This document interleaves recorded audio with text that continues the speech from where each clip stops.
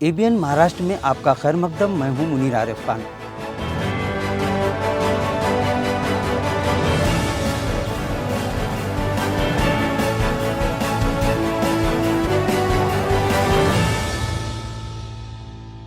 ABN Maharashtra में आपका खैर मकदम। मैं हूं मुनीर आरिफ खान। नाजरीन, हमारा शहर एक ऐसा शहर है जो न सिर्फ पूरे मुल्क बल्कि पूरी दुनिया में अपनी एक मुनफरिद शनाख्त रखता है, और इसकी सबसे अहम वजूहात ये है कि यहाँ पर हर समाज, हर मज़हब, हर ज़ात और बिरादरी के लोग आपस में शेर व शक्र की तरह रहते थे। वैसे अब भी रहते हैं, लेकिन चंद फ़िरका परस्त सियासी जमातों की वजह से, चाहे वो मुस्लिम सियासी जमातें हो या फिर हिंदुत्ववादी सियासी जमातें, बहरहाल सब कुछ अच्छा चल रहा था। त्यौहार हो, चाहे मसाइल हो, चाहे किसी के दुख दर्द को बांटने की बात हो, चाहे कोई और बात या मसला हो, सब अपने अपने मजहब की तालीमात पर अमल करते हुए एक दूसरे को मान सम्मान दिया करते थे। लेकिन 2014 के बाद से न सिर्फ इस शहर बल्कि पूरी रियासत और पूरे मुल्क का माहौल ही अचानक तब्दील हो गया और फ़िरका परस्ती आहिस्ता आहिस्ता सराहियत करती चली गई। इसका नतीजा क्या हुआ ये आप और हम अच्छी तरह से जान चुके हैं। बहरहाल बात अगर निकलेगी तो दूर तलक जाएगी। वहीं एक और बात, हमारा सवाल यह है कि क्या शहर में 2014 से पहले मुसलमानों के सियासी, समाजी, मजहबी, मिली और माशी मसाइल नहीं थे? क्या मुसलमानों पर मसाइल और मसाइब नहीं आए? क्या मुसलमानों ने इन मसाइल के लिए आवाज़ बुलंद नहीं की? क्या इन मुस्लिम क़यादत ने हर चैलेंज का जवाब नहीं दिया? क्या शहर में मुसलमानों के सियासी कायदीन नहीं थे? क्या शहर के तमाम मुस्लिम बस्तियाँ और इलाके मसाइल से पाक थे? इसका जवाब हर कोई यही देगा कि ये पूछने और बताने वाली बात नहीं है। यानी सब कुछ ऐसा ही था जो आज है, सिवाय फ़िरका परस्ती के। अब सवाल यह है कि कौम, मिल्लत, शहर, समाज और तमामी मसाइल को हल करने की कोशिशें किसने की? तो इसका जवाब भी यही है कि वही हमारे शहर के मुखलिस, बेलौस, ईमानदार, बेबाक, हिसाब किताब का खौफ रखने वाले और कौम और मिल्लत के लिए चाहे दिन हो या रात, चाहे मौसमों की कितनी ही तकलीफ़ें हो, वो हर वक्त ये याद रखते थे कि कौम ने इन्हें अपना कायद माना है।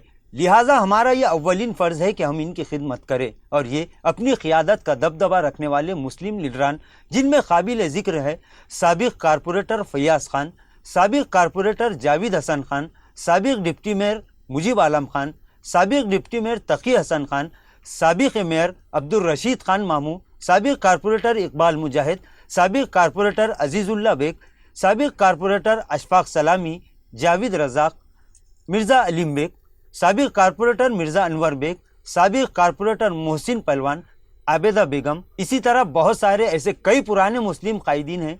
ये वो शहर की मुस्लिम क़यादत थी कि जिन्होंने कौम और मिल्लत के हर मसले पर न सिर्फ अपनी आवाज़ बुलंद की, बल्कि बेलौस खिदमत के ज़रिए इन लोगों ने अपनी एक ऐसी पहचान बनाई कि कई दहाइयाँ गुजरने के बावजूद लोग आज भी इन्हें इज़्ज़त और एहतराम की निगाहों से देखते हैं।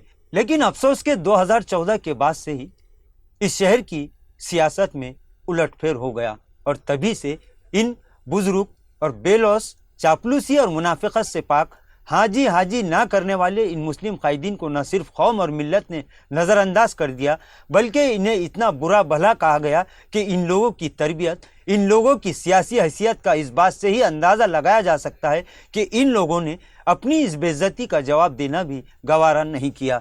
बहरहाल अब ऐसा समझा जा रहा है कि शहर में कभी मसाइल थे ही नहीं।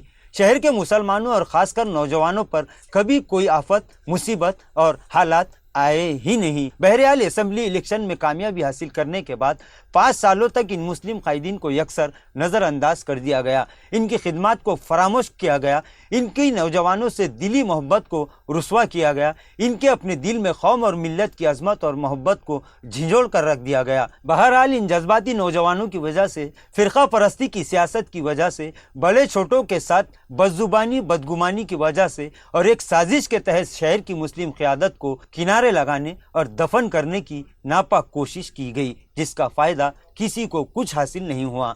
इस पर तफसीली बात बाद में موقع آنے پر کریں گے۔ ابھی صرف ان قائدین کی بات ہو رہی ہے جنہوں نے ہر وقت نہ صرف قوم اور ملت بلکہ اس شہر کی شان اور بان کو ہمیشہ برقرار رکھا۔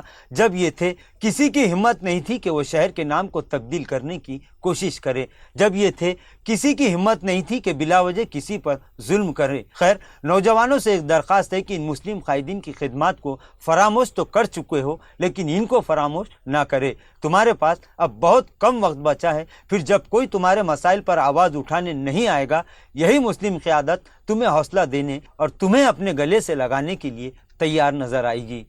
ناظرین، ہمارا مذہب ہمیں یہی تعلیم دیتا ہے کہ ہم اپنے بزرگوں کی، اپنے بڑوں کی اور اپنے قائدین کی عزت کریں، ان کا احترام کریں، ان کی خدمات کو یاد رکھیں۔ احسان فراموشی ہمارے مذہب میں نہیں ہے۔ آپس میں اتحاد قائم کیجیے۔ ہم کسی پر انگلی تو نہیں اٹھا رہے ہیں، بس ہم یہ کہنا چاہتے ہیں کہ ٹھیک ہے، آپ قیادت کے میدان میں قدم رکھ چکے ہیں تو کیجیے، بہت اچھی بات ہے، لیکن ان قائدین کو ٹارگٹ مت کیجیے جو گزشتہ 50 سالوں سے اس شہر میں سیاست کر رہے ہیں۔ ایسے بہت سارے تاریخی کارنامے اس شہر میں ہو چکے ہیں جو 2014 سے پہلے ہوئے ہیں، جنہیں بھلایا نہیں جا سکتا۔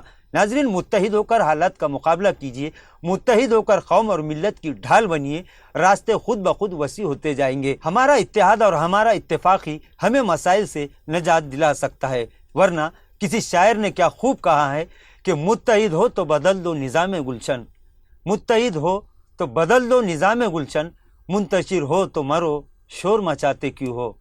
ناظرین، آج کے لیے بس اتنا ہی، کل پھر ملاقات ہوگی کچھ نئی خبروں کے ساتھ۔